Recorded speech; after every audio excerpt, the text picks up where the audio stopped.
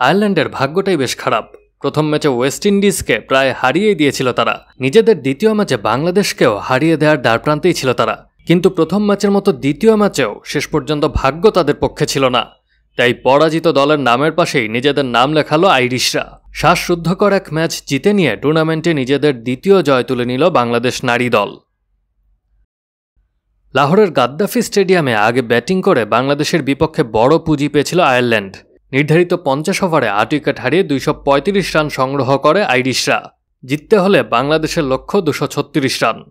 আয়ারল্যান্ডের পক্ষে 75 বলে 63 রান করেন লরা ডেলানি। বাংলাদেশের হয়ে 3টি উইকেট শিকার করেন রাবেয়া, 2টি ফাহিমা ও 1টি নেন জান্নাতুল ফেরদৌস। লক্ষ্যে নেমে শুরুতেই ব্যাটিং বিপর্যয়ে পড়ে টাইগ্রেসরা। 2 রানেই হারিয়ে বসে 2টি উইকেট। প্রথম ম্যাচে সেঞ্চুরি করা নিগার সুলতানা জ্যোতি এরপর শুরু করেন আইরিশদের বিরুদ্ধে প্রতিরোধ।